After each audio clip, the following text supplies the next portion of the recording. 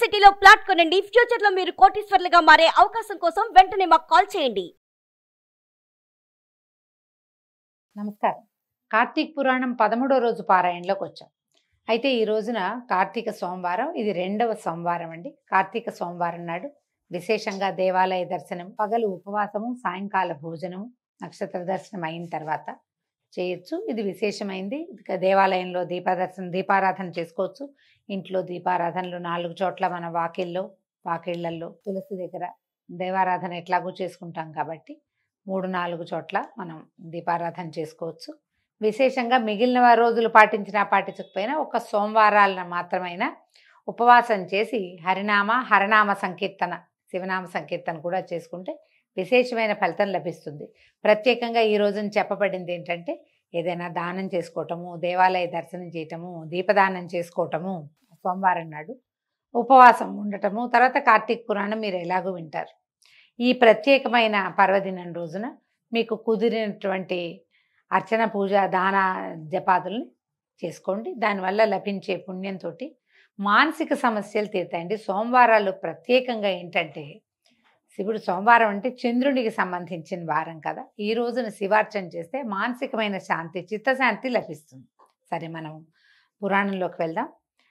జనక మహారాజుకి వశిష్ఠ మహాముని చెప్తున్నారు. కార్తీక మాసంలో చేయదగిన ధర్మాలు, ఆచరించవలసిన ధర్మాల గురించి చెప్తాను.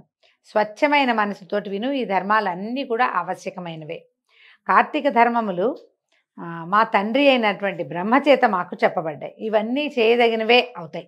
అయితే చేయని ఎడల పాపం కలుగుతుంది అనేది కూడా ఉన్నది. అది కూడా నిజమే.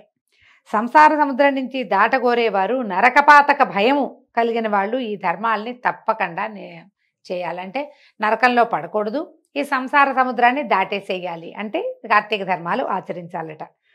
కార్తీక మాసం ముందు కన్యాదానం అంటే వివాహ శుభకార్యాలు ఏదైనా చేయగలిగితే చాలా మంచిది. తర్వాత కన్యాదానం విశేషం. ప్రాతస్నానం అంటే పొద్దున్నే స్నానం చేయటం.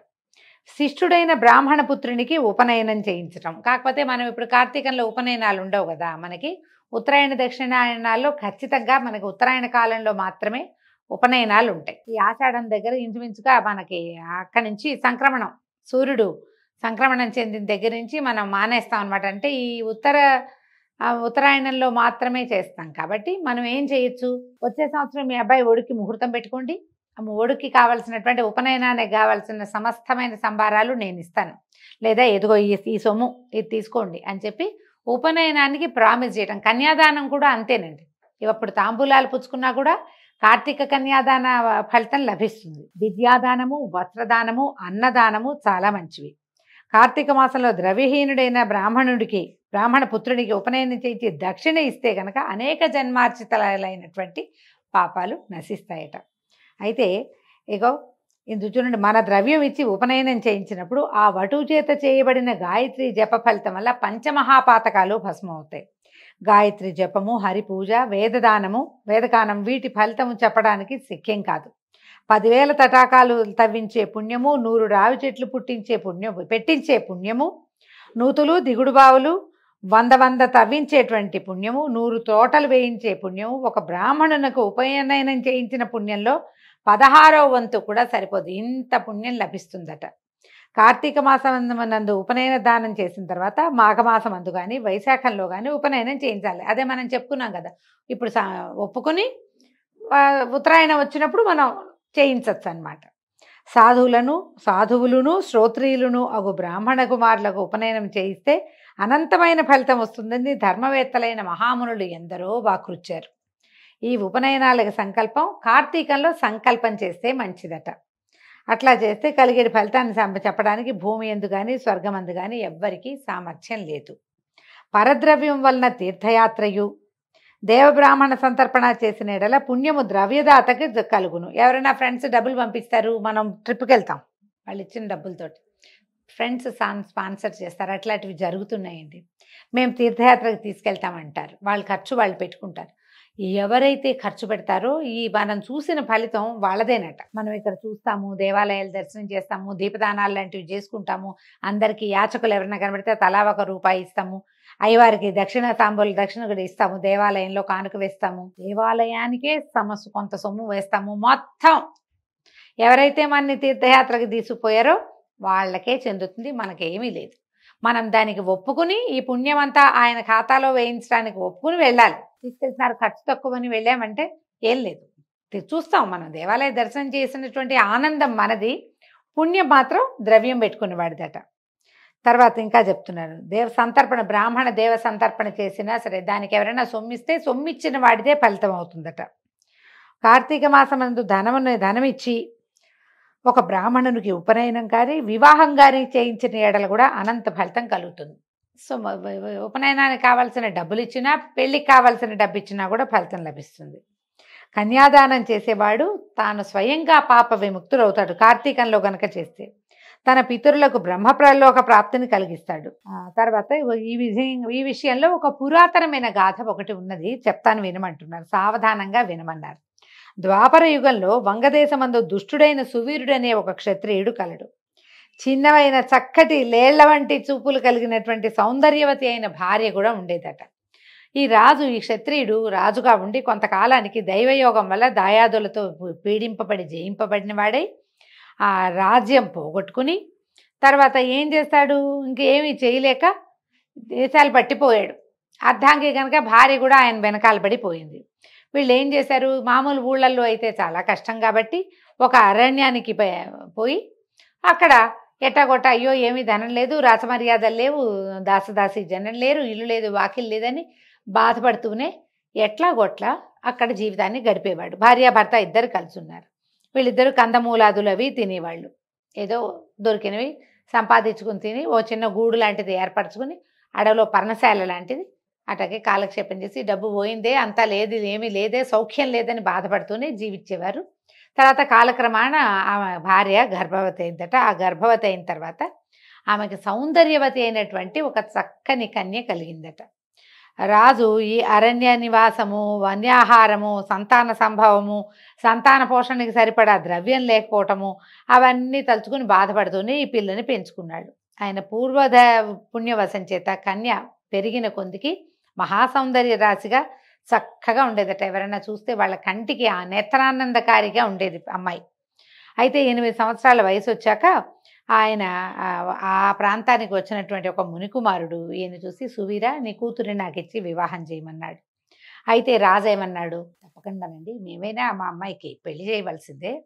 అయితే ఏంటంటే నేను దరిద్రుణ్ణి, ధనం పోగొట్టుకుని ఉన్నాను, కోరినంత ధనం ఇచ్చి మా పిల్లని వివాహం చేసుకో అనేసరికల్లా సరే ఈయన ఏం చేశాడు, మునికుమారుడు ఆ అమ్మాయి నచ్చింది. ఆ పిల్ల అది 8 ఏళ్లకే చక్కగా ఉంది, పెద్దదైతే ఎంత అందంగా ఉంటుందో, ఆ సౌందర్యవతైన కన్నే కావాలి అతనికి. బాగా ఆలోచించి సరే నేను తపస్సు చేసి సంపాదించి బహుద్రవ్యాన్ని నీకు ఇస్తాను, దాంతో నువ్వు హాయిగా ఉందుగానని చెప్పి సరే ఒప్పుకున్నాడు.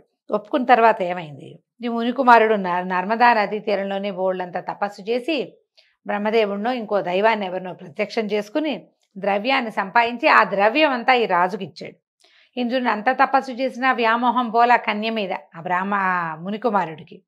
ఆ ధనమంతా గ్రహించి రాజు తన కూతుర్ని ఇచ్చి ఇంట్లోనే చెప్పబడిన ప్రకారం ఇంట్లో చేస్తే వివాహం ఎట్లా చేయాలంటారో ఆ రకంగా ఆ అడవిలోనే చక్కగా పెళ్లి చేసేసాడు. ఈ కన్య వివాహం కాగానే భర్తతోటి వెళ్ళిపోయింది. ఈయన ఏం చేశాడు, ఈ రాజుగారు ఈ కూతుర్ని అమ్మేసిన డబ్బు, కన్యాశుల్కాన్ని ఏమంటారండి, అమ్మాయిని అమ్మేయటమే కదా, మరి ఇప్పుడు కట్నాన్ని ఏమనాలి అంటే ఇది కూడా అంతే, అబ్బాయిని అమ్మేసిన డబ్బు. విచిత్రంగా ఏంటంటే ఏదైనా మనం అమ్మేసామంటే అది వాళ్ళు పట్టుకుపోతారు. ఇక్కడ మన సిస్టమ్ ఏంటంటే మన వ్యవహారం ఎట్లా ఉంటుందంటే మనం అబ్బాయిని అమ్మేస్తాం, కానీ అబ్బాయి ఆ డబ్బు అన్నీ మన దగ్గరే ఉంటాయి. దాంతోపాటు బోనస్గా ఇంకొక ఆడపిల్ల కూడా చేరుతుంది, వీళ్ళింటో పని చేయడానికి, వీళ్ళ అబ్బాయితో కాపురం చేయడానికి, వీళ్ళింటో సంతానాన్ని వృద్ధి పొందించడానికి, వంశాభివృద్ధి కోసం పిల్లని తెచ్చుకుంటారు. కానీ అబ్బాయిని అమ్మినట్టే. అబ్బాయి అమ్మి డబ్బులు తీసుకున్న అమ్మా నాన్నలందరికీ ఈ రౌరవాద నరకాలు వస్తాయండి. ఇప్పటిదాకా కట్నం పుచ్చుకున్న వాళ్ళందరికీ నరకం తథ్యం, పురాణం అయితే అదే చెప్తోంది. తర్వాత ఏమైంది, కన్యేమో వెళ్ళిపోయింది. రాజుగారు తను భార్య ఆ డబ్బులు పెట్టుకుని పక్కనుండ పల్లెళ్ళకి వెళ్ళి చక్కగా కావాల్సిన పదార్థాలని కొనుక్కు తెచ్చుకుని సహాయానికి ఒక మనిషిని కూడా, డబ్బులు ఉన్నాయిగా మనిషిని పెట్టుకుని హాయిగా ఉన్నారు. కొంతకాలానికి ఈ కులాసా అయిన జీవితం వల్ల ఆయనకి భార్యతోటి ఇంకొక సంతానం కలిగింది, ఇంకో చక్కటి పుత్రిక. అయితే ఏమనుకున్నారు, ఈసారి ఇప్పుడు సమయం దాటింది కదా, ఆ పిల్ల పుట్టిన 10 ఏళ్ళకి ఈ పిల్ల పుట్టింది, కాలం మారింది, ఇప్పుడు ఇంకా ద్రవ్యం వస్తుందని వీళ్ళు సంతోషించారు. చక్కగా నా జన్మంతా నడిచిపోతుంది ఆ డబ్బుతోటి అని అనుకునేవాళ్ళు. అయితే ఏమైంది, రాజుగారి పూర్వపుణ్యం చేత ఒక యతీశ్వరుడు స్నానార్థం నర్మదా నదికి వచ్చి ఈ పర్ణశాల ముందున్న రాజుని, భార్యని, ఆ పిల్లని చూశాడు. కౌండిన్య గోత్రుడైన యతీశ్వరుడు దయగా అడిగాడట, ఎవరో నువ్వు ఇక్కడ ఉన్నావు, చూస్తే క్షత్రియుడి ముఖ కవళికలు కనపడుతున్నాయి, అమ్మాయి మంచి సౌందర్య రాశిగా ఉంది అని అడిగాడు. అడిగేసరికల్లా ఈయన ఏం చెప్పాడు, నేను వంగదేశాన్ని పరిపాలించే రాజునండి, నా పేరు సువీరుడు, నా దాయాదులు రాజకాంక్షతో నన్ను రాజ్యం నుంచి వెడలు నడిచారు, నేను ఈ వనంలో ఉన్నాను అని చెప్పాడు. దారిద్ర్యంతో సమానమైన దుఃఖం, పుత్రమృతితో సమానమైన శోకము, భార్యా వియోగమతోటి సమానమైన వియోగ దుఃఖము లేవు, ఆ దుఃఖంతో శాఖమూలాదుల్ని భుజిస్తూ ఈ వనమందు నివాసం చేస్తున్నానండి అని చెప్పాడు. చెప్పాక ఇగో కుమార్తె కలిగింది, పిల్లకి యవనం వచ్చాక, అంటే ఇంకా చిన్నపిల్ల, మరి బహుద్రవ్య లాభంతో అమ్మాయిని ఎవరికైనా మునికుమారుడికి అప్పచెప్పి ఆ ద్రవ్యంతో జీవిస్తాను. ముందు కూడా ఒక అమ్మాయి కలిగింది, ఆ అమ్మాయిని అట్లాగే నేను ఒక కన్యాదానం చేశాను, ఆ దానంకి సొమ్ము పుచ్చుకుని పిల్లకి పెళ్లి చేశాను, ఆ డబ్బుతోటి బతుకుతున్నాను, ఇదిగో ఇప్పుడు ఈ పిల్ల కూడా పెద్దదైతే రేపొద్దున చేస్తాను, ఇంకేం చెప్పాలండి మీకు అన్నాడు. అనగానే రాజుగారు ఆశ్చర్యపోయాడు, ఈ మునిగారు, ఎంత పని చేశావు, 3 వలె పాతకాలు సంపాదించుకున్నావేమిటో నువ్వు, కన్యాద్రవ్యంతో జీవించేవాడు యమలోకంలో అసిపత్ర వనం అనే నరకంలో నివసిస్తాట. అసిపత్ర వనం అట, ఎక్కడైనా చెప్పారేమో చూద్దాం. ఈ అసిపత్ర వనం అంటేనండి ముళ్ళున్నటువంటి చెట్ల మధ్యలో జీవిస్తారనమాట. అడుగేస్తే దాంట్లో ముల్లే పడుతుంటుంది, తర్వాత ఏంటి ఈ రంపాలున్న కత్తులతోటి కోస్తారట, చాలా ఉన్నాయి శిక్షలు అని చెప్పాడు. పైగా కన్యాద్రవ్యం చేత నువ్వేం చేస్తున్నావు, ఋషిని నేను వచ్చాను, నా కాళ్ళగడ కూడా నీళ్ళిచ్చి తినడానికి ఏదో పెడతావు, నీ ద్రవ్యం నువ్వు చేసిన పాపం నేను పంచుకున్నట్టు, మీ నాన్నకి తాతకి నువ్వులు తీసుకొచ్చి వదిలిపెడతావు ఆ డబ్బులతోటే, వాళ్ళకి పోయింది అది. అక్కడి నుంచి దేవతలకి తృప్తి కోసం ఏదో చేస్తావు యజ్ఞం, అది కూడా దేవతల పాలవుతుంది. ఈ పాపం చెప్పి తిలా పాపం తలాపేడికడని నువ్వు చేసిన పాపం మా అందరికీ పంచిపెడుతున్నావు, ఇది చాలా తప్పు, నీకు వాళ్ళకి ఇలా చేస్తే గనక ఏ జన్మలోనూ కుమారులు కలగకుండా ఉంటారని శపించబడతావు, తర్వాత రేపొద్దున రౌరవ నరకంలోకి వెళ్తావు, అసిపత్రవనం ఎలాగూ తప్పదు నీకు, రౌరవ నరకంలోకి కూడా వెళ్తావు, సమస్తమైన పాపాలకి ప్రాయశ్చిత్తం ఉంది కానీ కన్యా విక్రయానికి ఈ పాపానికి అసలు ప్రాయశ్చిత్తమే లేదో, కాబట్టి ఓ పని చెయ్యి, నువ్వేం చేస్తావంటే ఈసారి అమ్మాయిని కన్యాదానం చెయ్యి. ఇంతకుముందు నువ్వు కన్యాశుల్కం తీసుకున్నావు, నువ్వు చేసింది కన్యాదానం కాదు, దానం అంటే ఏమీ వెనక్కి ఆశించకుండా ఇచ్చేసేది దానం. నువ్వు ఏదైనా తీసుకుంటే ఏమైంది, బిజినెస్ వ్యాపారం అయింది, కన్యాశుల్కం అంటారు దాన్ని. అయితే ఈసారి ఈ పుత్రికకైనా ఏదైనా ఒక కార్తీక మాసంలో పిల్లకి వివాహం చేయి, కన్యాదానమే చెయ్యి, శుల్కం తీసుకోవద్దు.